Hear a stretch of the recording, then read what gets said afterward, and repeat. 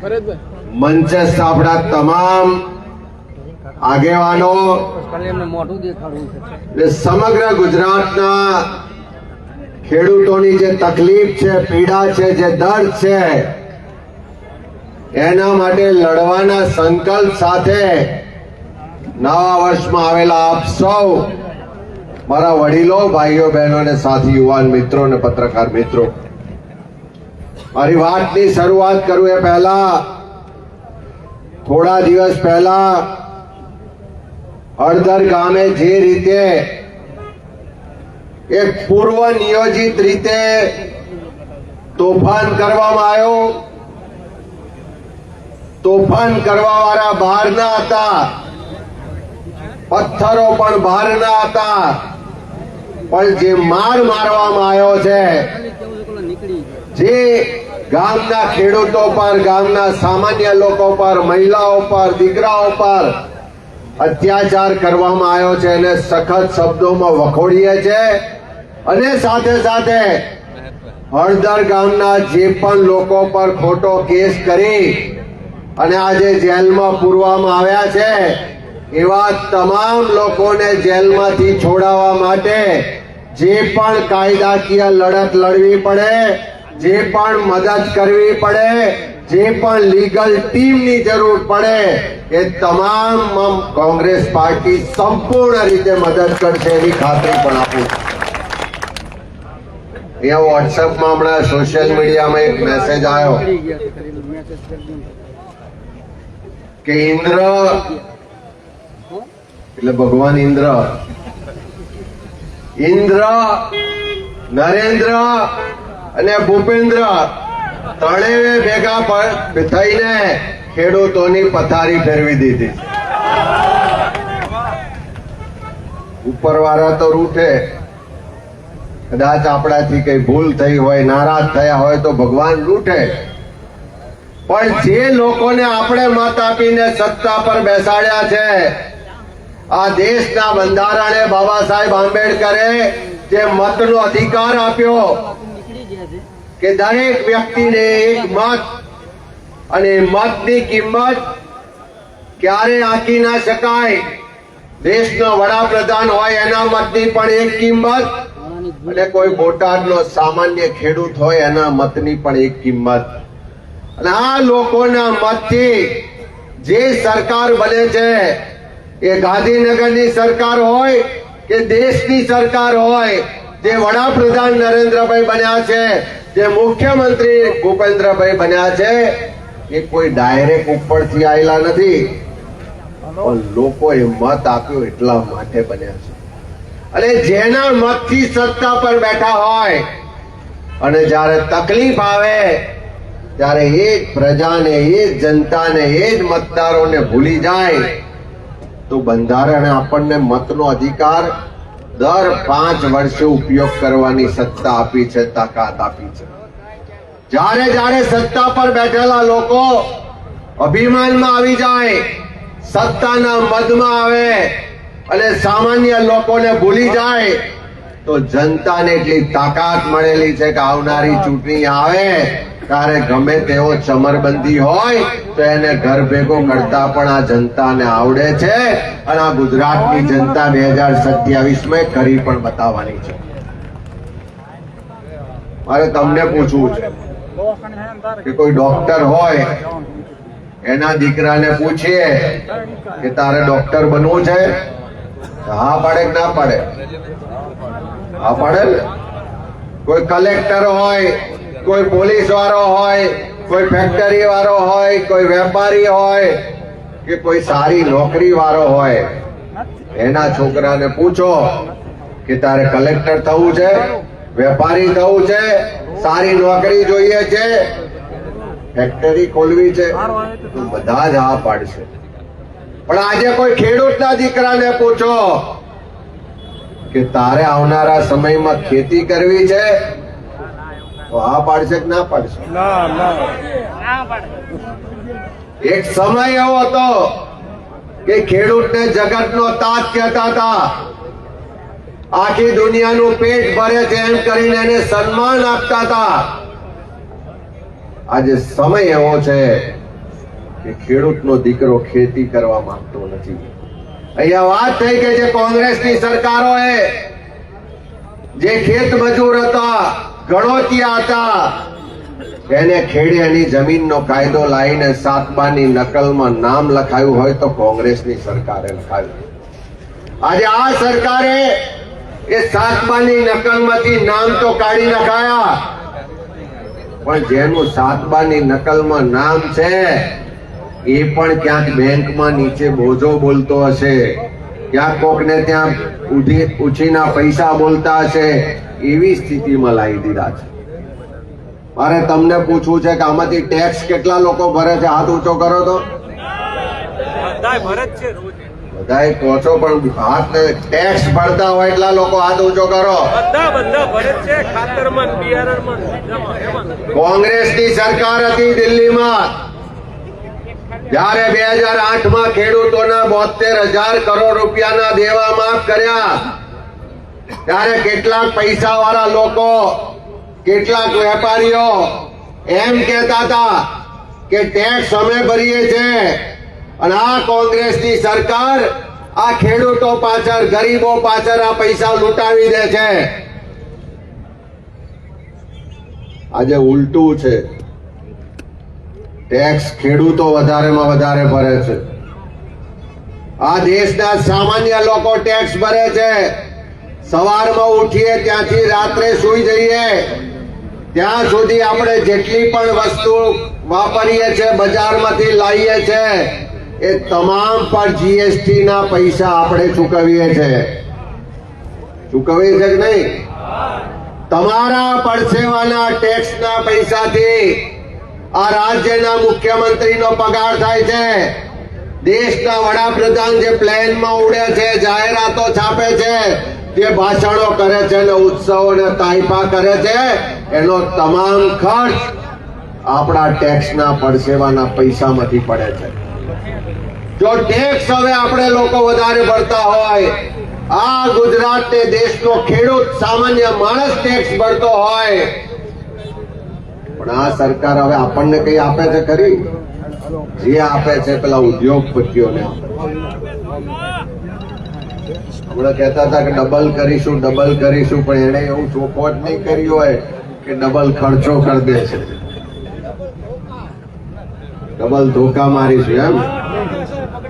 એટલે બધી જ રીતે જયારે સરકાર આપણી વિરુદ્ધની હોય, હમણાં તુષારભાઈ પરિપત્ર વાંચતા હતા, ગાંધીનગરમાં સરકાર કોની છે? ભાજપની છે. દિલ્હીમાં સરકાર કોની છે? જિલ્લામાં સરકાર કોની છે? અને આ તમારી એપીએમસી માં સત્તા કોની છે? તો પંચાયત થી લઈને પાર્લામેન્ટ સુધી બધી જ જગ્યાએ એક જ પક્ષના લોકો હોય, તો પરિપત્ર કઈ મહેસાણામાં થયો હોય, બોટાદમાં ના થયો હોય એવું તો હોય નહીં. તો પરિપત્ર કરવા વાળા લોકો પણ એ જ છે, અને પરિપત્રનો અમલ નહીં કરીને લૂંટવા વાળા પણ એ જ છે. મારે અભિનંદન આપવા છે પ્રતાપસિંહ ને બીજા મિત્રોને કે આ કડદા સામે સૌથી પહેલો જો અવાજ કોઈ ઉઠાયો હોય તો આ કોંગ્રેસ પાર્ટીના કાર્યકરો અને અહીંના ખેડૂતોએ ઉઠાયો હતો. બહારના લોકો તો આયા, ભાષણો કરવા આયા, ઉશ્કેરવા આયા, અને ઉશ્કેરીને ભાષણો કરીને પેલા વિડીયો ને મીડિયામાં આવીને પાછા ભાગી ગયા. મારી આપ સૌને વિનંતી છે, ગઈકાલે જ અમે મુકુલજી ને બધા જ લોકો રાજકોટમાં હતા, પત્રકાર પરિષદ ભરીને કીધું છે કે જયારે ઉપરવાળો રૂઠ્યો હોય, કમોસમી વરસાદ થયો હોય, આ માવઠાના કારણે આખા ગુજરાતના ખેડૂતો આર્થિક રીતે પાયમાલ થઈ ગયા છે. ઉભો તૈયાર પાક આજે પાણીમાં તણાઈ ગયો, સંપૂર્ણ રીતે નાશ થઈ ગયો. આખા વર્ષની મહેનત આજે પાણીમાં ગઈ છે. ત્યારે સરકાર પાસે માંગણી કરીએ છીએ કે તાત્કાલિક સર્વે કરાવો અને કોઈ વળતર નહીં પણ સ્પેશિયલ પેકેજ જોઈએ, જેના ખેતરમાં જેટલું નુકસાન થયું છે એટલા પૈસા સામે જોઈએ, એની માંગણી પણ કરીએ છીએ. સાથે સાથે આ ખેતી કરવા માટે બેંકોમાંથી લોન લીધી છે, આ પરિસ્થિતિમાં હવે હપ્તો ભરવાના પણ પૈસા રહ્યા નથી, ત્યારે એવા સંજોગોમાં માગણી કરીએ છીએ કે આખા ગુજરાતમાં જે પણ ખેડૂતોએ આ વર્ષની લોન લીધી છે એ સંપૂર્ણ લોન માફ થવી જોઈએ, એ આજે માગણી કરીએ છીએ. સાથે સાથે અહીંયા વાત થઈ, પૂજાભાઈ ઓડિયો સંભળાયો કે પ્રધાનમંત્રી ફસલ વીમા યોજના કરોડો રૂપિયા આપણે પ્રીમિયમ ભરતા હતા, એની સામે વીમો તો નહોતો મળતો, પણ પેલી ખાનગી કંપનીઓ કરોડો રૂપિયા લઈ જતી હતી. અને આ સરકારે છેલ્લા 6 વર્ષથી આ યોજના બંધ કરી. અમે બધા જ લોકો વારંવાર વિધાનસભામાં લડ્યા છે, વારંવાર એના માટે માગણી કરી છે કે રાજ્ય સરકાર એના પોતાના બજેટમાંથી પાક વીમા યોજના ચાલુ કરે, જેથી કરીને ગમે ત્યારે વરસાદ પડ્યો, કોઈ કુદરતી આફત આવી, વાવાઝોડું આવ્યું, કંઈ પણ થયું અને ખેડૂતોને નુકસાન થાય ત્યારે બિચારો બાપડો થઈને આજીજી ના કરવી પડે, વળતર માટે સહાય માટે આંદોલન કે વિરોધ ના કરવો પડે. પણ રાજ્ય સરકારની પાક વીમા યોજના હોય તો આ ગુજરાતનો ખેડૂત એને જરૂરી પ્રીમિયમ આપશે, પણ જરૂર પડે ત્યારે એને વીમો મળવો જોઈએ. એટલે સરકાર પાસે માગણી કરીએ છીએ કે તાત્કાલિક ગુજરાતમાં પાક વીમા યોજનાની શરૂઆત કરવામાં આવે. ખોટી જમીન માપણીઓ થઈ છે, ભાઈ ભાઈ વચ્ચે ઝઘડા થયા છે, કરોડો રૂપિયાનો ભ્રષ્ટાચાર થયો છે, ત્યારે એ પણ માગણી કરીએ છીએ કે આ ખોટી જમીન માપણીને તાત્કાલિક રદ કરવામાં આવે. એ લાલજીભાઈ વાત કરી કે યાત્રા કાઢવી છે, ગામે ગામ જાગૃતિ લાવી છે, ગામે ગામ જે આક્રોશ છે એને વાચા આપવી છે, બધા ભેગા મળીને લડવું છે, જાતિ નાતિ ધર્મ બધું જ ભૂલી અને ખેડૂત બનીને લડવું છે. જે ઇન્દ્રનીલભાઈ આખી ટીમે પ્રયત્ન કર્યો કે કોઈ નાત જાત વર્ગનો ભેદભાવ નહીં, પણ ભેગા થઈને ખેડૂત બનીને લડીએ, ખેડૂત માટે લડીએ, આવનારા ભવિષ્યને બચાવીએ. તો આપણે આ માગણીઓ કરીએ છીએ, સંમેલન કરીએ છીએ, વિરોધ કરીએ છીએ, તો કેટલા દાડાનો સમય આલો, કેટલા દાડાનો સમય આલો છો? એમ તો નહીં કે ભાષણ સાંભળીને ઘેર જવું છે. લડવું છે, લડવું હોય તો એને તબક્કાવાર બધું તૈયારીઓ કરવી પડે. અને વર્ષો સુધી લડવું છે કે થોડા દાડા નિકાલ લાવો છે? અત્યારે તો હજુ આવતા વાર છે, પણ 26મી ચૂંટણીઓ આવવાની છે. આવવાની છે કે નહીં? ભાઈએ કીધું કે નેપાળ વારી કરો, નેપાળ વારી પણ થાય. જો આ સત્તામાં બેઠેલા લોકો નહીં સમજે, લોકોની વાત નહીં સાંભળે, લોકોની તકલીફો નહીં સમજે, લોકોના પ્રશ્નોનું નિવારણ નહીં લાવે, ચારે બાજુ જે લૂંટ ચલાવી છે બંધ નહીં કરે, આપણા ટેક્સના પરસેવાના પૈસામાંથી જે ભ્રષ્ટાચાર કરે છે બંધ નહીં કરે, તો નેપાળ વારી ગુજરાતમાં થતા કે દેશમાં થતા વાર નહીં લાગે. કારણ કે વડીલો બેઠા છે, એમની તો કદાચ સહન શક્તિ વધારે છે, આપણી છે. અને ક્યાં સુધી સહન કરવું? હવે તો આટલે આવી ગયા છે કે નહીં? અને એમનો પણ પાપનો ગળો હવે ભરાઈ ગયો છે. હવે અકરાઈને જો લોકો કાંકરી મારશે તો 2027 તો દૂરની વાત છે, હમણાં 26માં તાલુકા જિલ્લા પંચાયત ને નગરપાલિકામાં પણ સુપડા સાફ થઈ જવાના છે. મારે તમને વિનંતી છે કે આપણે સરકાર પાસે માગણી મૂકીએ છીએ, આવનારા દિવસોમાં કોંગ્રેસના તમામ કાર્યકરો તાલુકે તાલુકે માગણી મૂકવાના છે, જિલ્લે જિલ્લે માગણી મૂકવાના છે, યાત્રા કાઢીને ગામે ગામ જાગૃતિ લાવવાના છે. આપણે 15 દાડા મહિનો નહીં, એમને 2 મહિના આલવા છે કે નવેમ્બર મહિનો આપ્યો, ડિસેમ્બર મહિનો આપ્યો, ત્યાં સુધી આનું સોલ્યુશન કરો. નહીં તો જાન્યુઆરી મહિનામાં નવા વર્ષનું જે કેલેન્ડર બદલાયું છે એ કેલેન્ડરમાં સત્તા બદલવા માટે આખા ગુજરાતના ખેડૂતોને લઈને ગાંધીનગર આવીશું.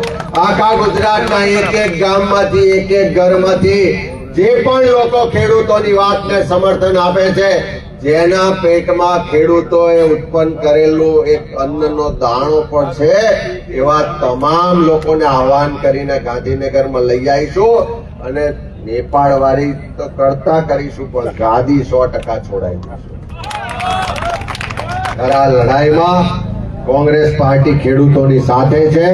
હંમેશા કોંગ્રેસની નીતિ રહી છે કે કોઈ મુદ્દે રાજકારણ કરવાને બદલે, કોઈ ભાષણો કે પબ્લિસિટી કરવાને બદલે, પોતાની વાહવાહી માટે કોઈનો ભોગ લેવાને બદલે લાંબા ગાળાના આયોજન સાથે લડવું છે અને પરિણામલક્ષી લડત લડવી છે. ત્યારે સૌ સાથે મળીને આ લડત લડીએ એ વાત સાથે ઇન્દ્રનીલભાઈ ને બધા જ વસરામભાઈ, આખી હિંમતભાઈ થી માંડીને રમેશભાઈ, શીલુ, રમેશભાઈ, મેન ને બધી જ આખી ટીમને અભિનંદન આપું છું કે આખા ગુજરાતમાં એક નવી લડાઈ લડવા માટેની દિશા અને સંદેશ આપ સૌએ આપ્યો છે. ત્યારે બધાનો ખૂબ ખૂબ આભાર.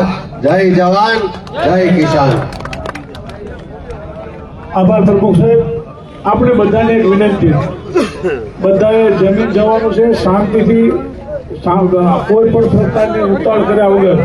હવે આભાર વિધિ માટે હું રમેશભાઈ